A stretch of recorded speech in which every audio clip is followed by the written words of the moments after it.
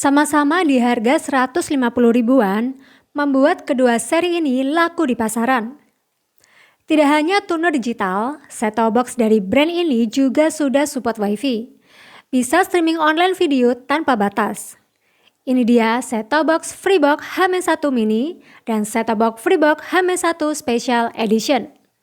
Penasaran kelebihan dari kedua seri ini?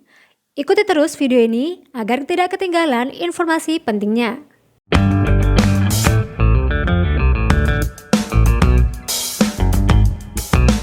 Box kedua seri sangat berbeda, mulai dari ukuran hingga warna. Set-top box Freebox H-1 Mini memiliki ukuran yang lebih kecil dengan box dominasi oranye putih. Sementara set-top box Freebox H-1 SE lebih besar dengan warna merah marun. Selain itu, tidak ada perbedaan sama sekali. Mulai dari logo Freebox di bagian tengah, sisi kiri terdapat barcode postel. Jika di-scan akan masuk ke perizinan postel. Tandanya kedua seri sudah resmi berizin postel. STB diproduksi oleh PT Indomedia Persada. Untuk nomor perizinan postel, kedua set-top box Freebox ini menjadi satu, meskipun berbeda seri. Terdapat juga penampakan unit dan stiker SNI yang menandakan produk ini sudah sesuai standar pemerintah. Untuk Freebox H-1 Mini terdapat tulisan versi mini sesuai seri. Selain itu, informasi fitur seperti support PVR, YouTube, H.264 dan lain sebagainya. Untuk kelengkapan yang diperoleh sama, mulai dari unit set-top box, remote baterai, kabel RCA, user manual dan kartu garansi. Selanjutnya dari unit set-top box, Freebox H-1 Mini tentunya memiliki ukuran yang lebih kecil dengan panjang 13 cm, lebar 6,5 cm, dan tinggi 3 cm, berbahan plastik hitam doff. Sedangkan Freebox H-1 SE dengan panjang 16,5 cm, lebar 9 cm, dengan ketebalan 3,5 cm, berbahan metal hitam glossy. Set-top box dengan bahan metal lebih tahan panas dibanding plastik. Apalagi ukuran Freebox H-1 Mini yang terbilang kecil membuat unit semakin cepat panas. Tapi nanti akan saya cek setelah beberapa jam pemakaian, apakah Freebox H-1 Mini masih aman digunakan dalam waktu yang cukup lama. Begitu juga dengan tombol panel. Freebox H-1 Mini hanya terdapat tombol power, tombol menu, dan pindah saluran.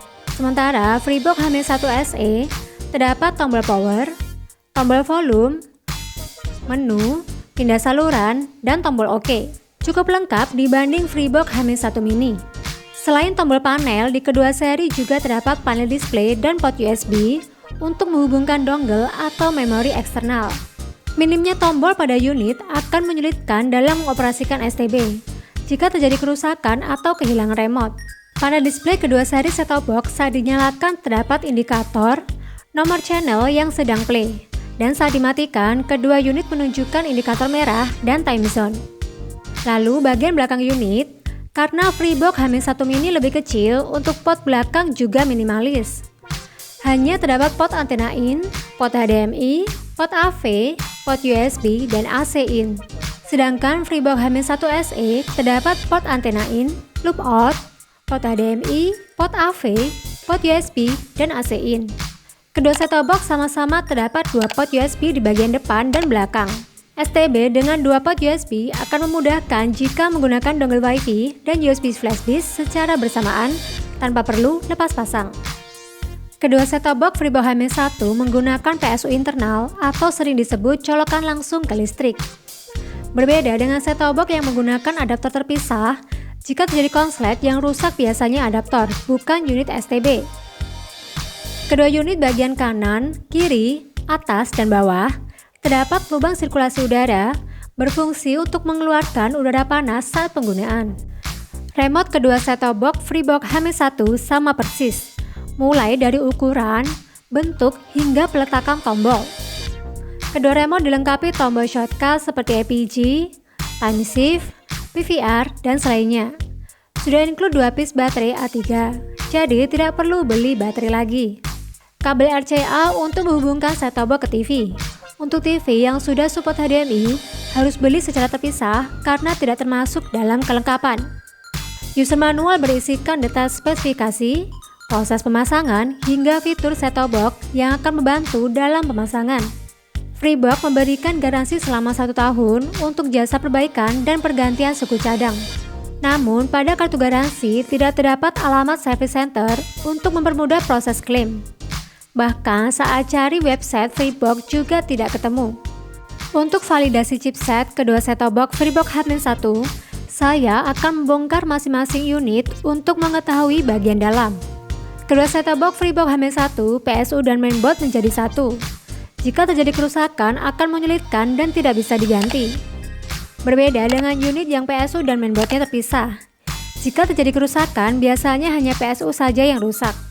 Ini menjadi salah satu kekurangannya, karena tidak bisa mengganti PSU-nya jika bermasalah. Harus ganti komponen dari PSU yang rusak. Dan kalau mau mengganti PSU, tidak bisa langsung karena tegangan dan ampere arusnya tidak kelihatan. Harus diukur terlebih dahulu. Di dalam unit kedua set-top box Freebox H-1 juga terdapat speaker buzzer yang berfungsi untuk fitur EWS atau peringatan dini pada bencana. Untuk chipset set-top box Freebox H-1 Mini dan Freebox H-1 SE sama-sama menggunakan chipset SunPlus dengan tipe 1509C. Jadi tidak kaget jika keduanya memiliki tampilan yang sama. Untuk proses review, saya menggunakan antena outdoor PF-U25 ketinggian sekitar 5 meter dan TV merek Rumi berlokasi di Surabaya. Saya akan menunjukkan pemasangan pada masing-masing port dari STB ke TV. Pemasangan RCA AV. Sambung kabel antena ke port antena in. Sambung juga kabel RCA dan adaptor STB pada stop kontak. Lalu kabel RCA yang sudah terpasang di STB pasang ke TV. Pilih input AV di layar TV. Pengaturan input atau source ini menggunakan remote dari TV, bukan remote STB. Selanjutnya, saya menggunakan kabel HDMI untuk proses review agar tampilan gambar lebih jernih dan tajam pada TV. Sambungkan kabel HDMI, lalu sambungkan adaptor STB pada stop kontak. Tancapkan kabel HDMI yang sudah terpasang di STB ke TV. Jangan lupa, sesuaikan pengaturan input pada TV, yaitu HDMI. Setelah memilih input, langsung tampil petunjuk instalasi. Proses ini untuk pencarian saluran digital. Tampilan instalasi kedua set-top box sama persis. Mungkin karena sama-sama chipset SunPlus. Yang perlu disetting ialah OS di bahasa, negara, LCN, dan kode lokasi. Lalu klik berikutnya, kemudian klik mulai pencarian. Untuk kode pos, masukkan sesuai domisili agar fitur EWS akurat sesuai wilayah yang ditempati. Proses scan set-top box Freebox H-1 Mini hanya 34 detik, sedangkan set-top box Freebox H-1 SE 54 detik. Lebih cepat Freebox H-1 Mini. Chipset SunPlus memang dikenal dengan tuner yang peka dan sensitif dibanding chipset lainnya. Jadi wajar jika proses scan lebih cepat. Tapi tidak perlu khawatir. Kedua set-top box Freebox mampu menangkap semua saluran digital area Surabaya. Semua saluran pada kedua set-top box Freebox H-1 dapat tampil lancar tanpa patah-patah dengan kekuatan dan kualitas sinyal yang sangat bagus. Tampilan menu kedua set-top box sama persis, mulai dari susunan menu, logo menu, hingga background menu juga sama.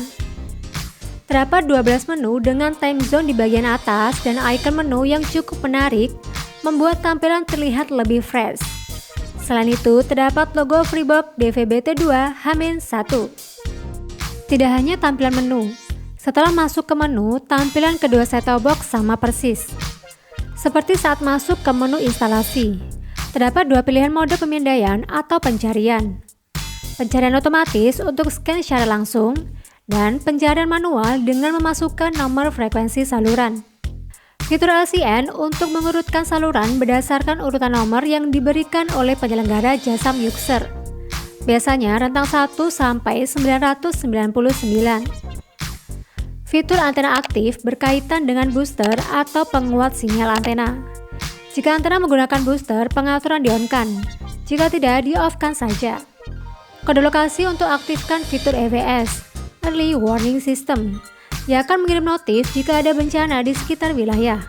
Karena kedua set-top box Freebox H-1 sudah SNI dan terdapat speaker buzzer, jadi bisa dipastikan untuk fitur ini akurat. Fitur IPTV. Biasanya harus memasukkan list secara manual melalui USB flash disk atau hard disk agar bisa menggunakan fitur ini. Untuk online video, kedua set-top box terdapat aplikasi YouTube, TikTok, V7, YouTube Kids, dan WeTV. Sayangnya, kedua set-top box Freebox H-1 untuk menghubungkan ke WiFi hanya bisa dongle dengan chipset MediaTek MT7601. Untuk dongle chipset trailing RT5370 tidak terdeteksi. Aplikasi YouTube dan YouTube Kids berjalan lancar, bahkan bisa untuk searching konten juga. Tapi untuk aplikasi TikTok dan WeTV, saat klik hanya loading dan tidak masuk ke aplikasi. Sementara untuk V7, meskipun bisa masuk namun terdapat notif open kategori fail, menandakan aplikasi tidak bisa digunakan. Hanya aplikasi YouTube dan YouTube Kids saja yang bisa berfungsi dengan baik. Untuk aplikasi lainnya tidak bisa. Lalu pengaturan audio video.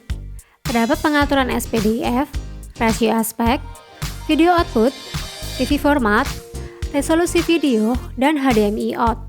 Kedua set-top box Freebox H-1 juga terdapat fitur manajer saluran, fitur edit saluran seperti kunci channel, menghapus, lewati, dan ganti nama channel.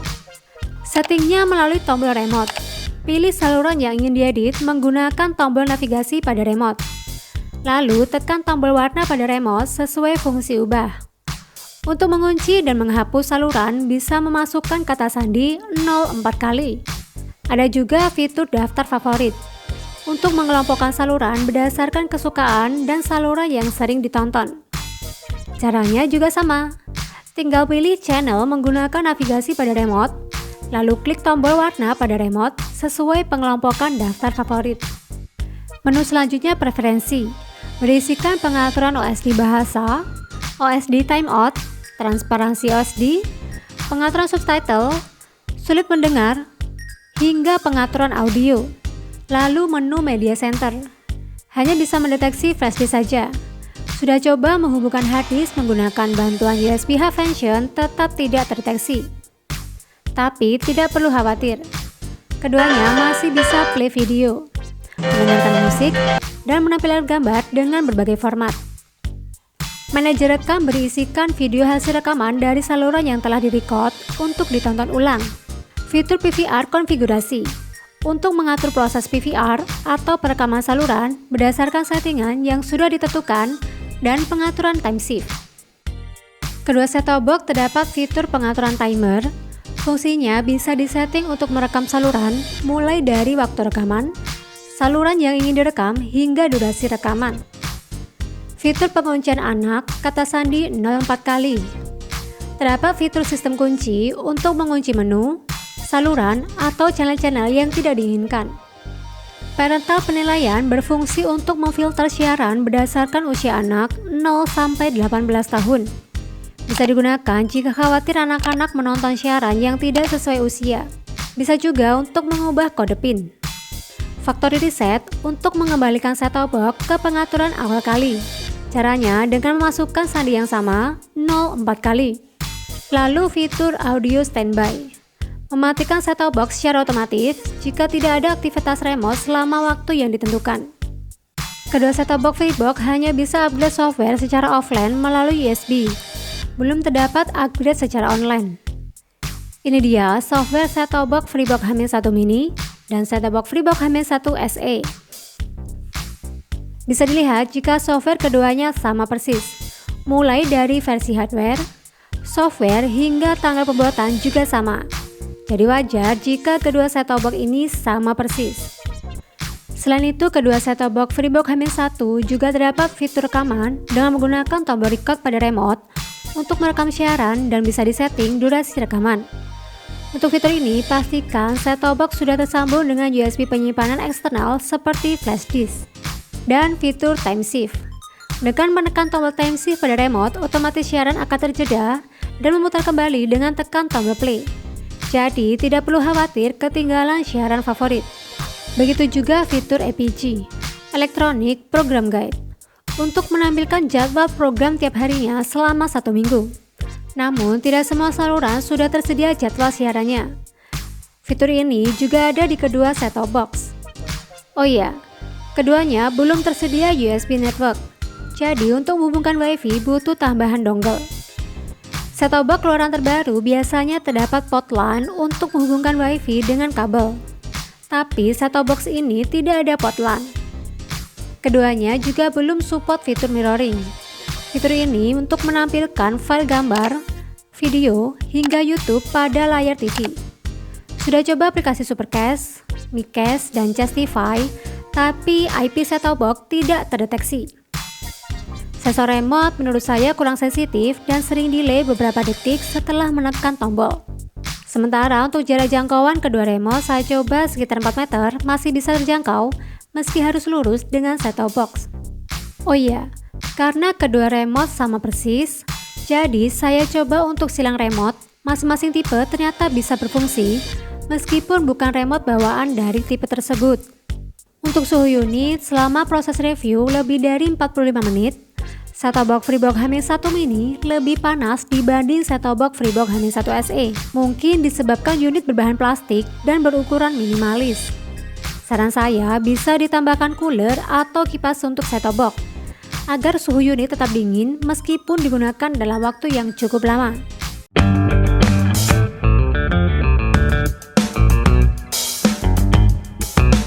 Setelah saya cek mulai fisik, spek hingga fitur, terdapat beberapa kesimpulan dari proses review perbandingan set-top box Freebox H-1. Produk yang sudah SNI memberikan rasa aman karena secara spek sudah sesuai standar pemerintah. Keduanya memiliki tuner yang cukup peka dan chipset SunPlus membuat proses scan lebih singkat. Set-top box Freebox H-1 SE memiliki tombol yang lebih lengkap dibanding set-top box Freebox H-1 Mini. Dua port USB di kedua unit memudahkan dalam pemasangan USB dongle dan USB memori secara bersamaan.